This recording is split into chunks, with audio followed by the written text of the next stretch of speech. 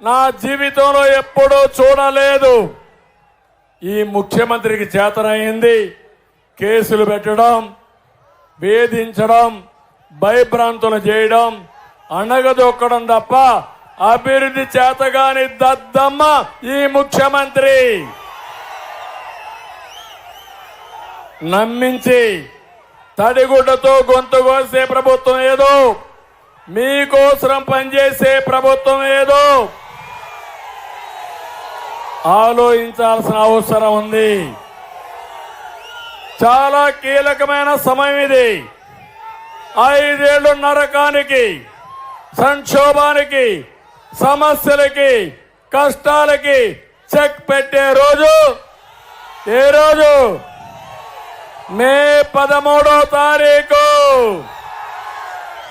జ్ఞాపకం పెట్టుకోవాలి. ప్రతిరోజు 45 రోజులే టైం ఉంది. సమయం లేదు మిత్రమా. హుషారుగా ఉండాలి. కౌంట్ డౌన్ ప్రారంభం అయిందా లేదా? ఇక్కడే నాకు ప్రాణ సమానమైన తెలుగుదేశం పార్టీ కార్యకర్తలు, నాయకులు ఉన్నారు, జన సైనికులు ఉన్నారు, బీజేపీ నాయకులు, కార్యకర్తలు ఉన్నారు. అందరి ఆలోచన ఒకటే, జగన్ ఇంటికి పోవాలి,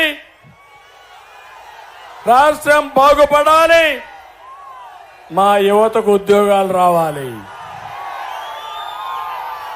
నేను అడుగుతున్నా మిమ్మల్ని అందరినీ, సైకో పోవాలి,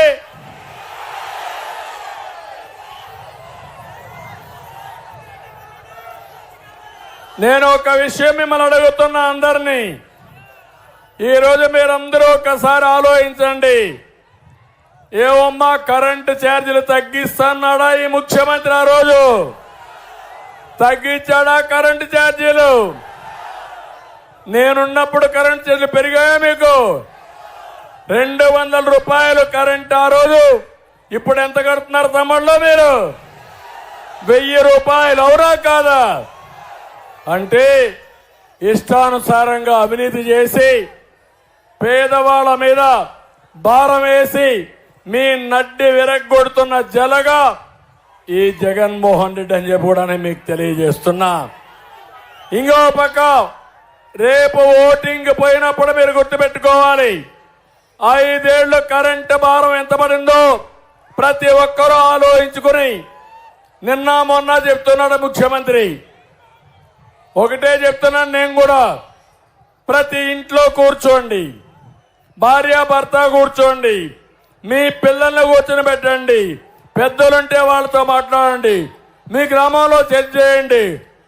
ఒకటే కోరుతున్నా, ఈ 5 సంవత్సరాలు మీకు మంచి జరిగి ఉంటే నేనేం మాట్లాడను, మీకు నష్టం జరిగి ఉంటే చర్చించి ఈ యొక్క వైఎస్ఆర్ కాంగ్రెస్ పార్టీని ఇంటికి పంపించడానికి మీరందరూ కూడా కంకణం కట్టుకోవాల్సిన అవసరం ఉంది.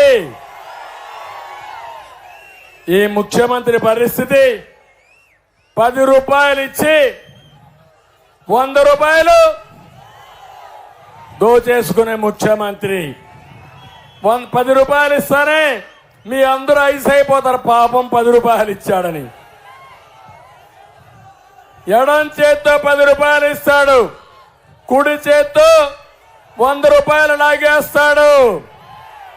అదే ఉదాహరణ చెప్తున్నా. ఏం తమ్ముళ్ళు మీరు చెప్పండి, ఆర్టీసీ రేట్లు పెరిగాయా లేదా? ఇంటి పన్నులు పెరిగాయా లేదా?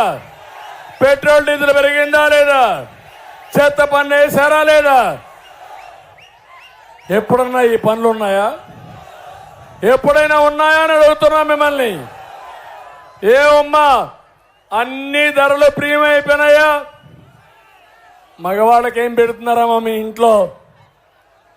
వంట చేయాలంటే వంట నూనె పెరిగిపోయింది, బియ్యం పెరిగింది, పప్పులు పెరిగాయి, కడకు ఉప్పు పెరిగింది, చింతపండు పెరిగింది. ఏదైనా కొనాలంటే కొనలేని పరిస్థితి. చాలని ఆదాయం, పెరిగిన ధరలు, పేదవాళ్ళ బ్రతుకులు చితికిపోయే పరిస్థితి వచ్చింది. నేను అడుగుతున్నా, ఈరోజు యువతే కాకుండా ఈరోజు మందు బాబులు కూడా ఇక్కడ కొంతమంది ఉన్నారు. ఏం తమ్ముళ్ళు, నేనున్నప్పుడు 60 రూపాయలు క్వార్టర్ బాటిల్. ఇప్పుడు క్వార్టర్ బాటిల్ ఎంత? వ్యత్యాసం ఎంత? 160 రూపాయలు. అవునా కాదా? 160 రూపాయలు ఎక్కడికి పోతా ఉంది? కూర్చోండి. 160 రూపాయలు ఎక్కడికి పోతా ఉంది? ఎక్కడికి? జగనన్న జోబీలకు పోతా ఉందా? జలగ మీ రక్తాన్ని తాగుతా ఉందా లేదా? మందు నాసిరకం అవునా కాదా? అది తాగితే ఏమవుతుంది తమ్ముళ్ళు? గోయిందా. ఆరోగ్యం నాశనం అవుతా ఉందా లేదా?